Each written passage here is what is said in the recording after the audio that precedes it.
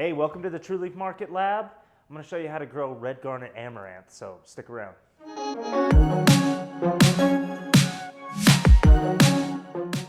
So y'all might have seen a photo of our red garnet amaranth. It's one of the more popular ones on our site.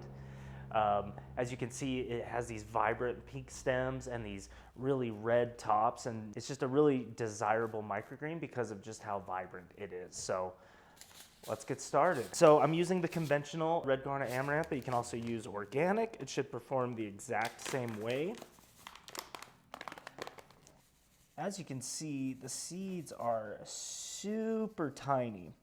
And I like to grow this just like how I grow arugula, because just like arugula, you have the tendency to want to overseed it.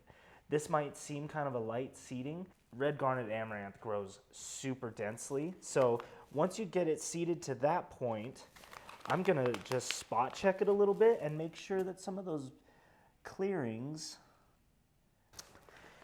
All right, now that we have it seeded, I've already gotten my soil a little bit wet, so I'm just gonna give it a couple sprays because we don't need to soak this seed. It's super tiny, and the amount of water that I'm gonna spray on it is gonna be plenty for it to imbibe and to germinate, right?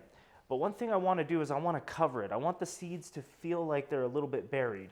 You could put some light cocoa coir over the top, but red garnet amaranth are really tiny microgreens, just like the seeds. They have really thin stems and pointy leaves, and so soil can be a little bit heavy, and it can bog it down and actually lead to crop failure. So that's why I opt for this method with the red garnet amaranth. I just lay the dry paper towel over the top, and it starts to soak up the water immediately, but then I just give it a spray. And this is a good way to check on your seeds, because the paper towel is a little bit transparent, so you can see if the seeds have germed yet, and if it starts to dry out, you just give it a spray. Once you see that the seeds have germinated and taken root in the grow medium, you can peel it off and they should stay put.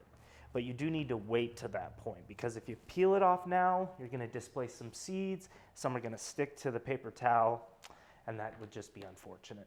The next step is you want to get a covering, and you're going to want to cover this seed for probably 2 to 3 days, but you're going to want to check on it every day, just glance at it, touch it, check the moisture level, and it should be moist, not soggy. Probably in about 2 to 3 days, I'm going to uncover this, put it under some lights, and we'll see you then, probably about 6 to 7 days. All right, it's been 7 days, and just look at that color, man. Even after day 5, it was just glowing, So this is the main draw of amaranth, is even one single stem can just like light up a whole plate. It is a little fragile when it comes to moisture, so just make sure that your soil is not too wet, and it should be incredibly successful, like this one, with some nice purple tops and some vibrant pink stems. So go and plant some red garnet amaranth, and happy planting.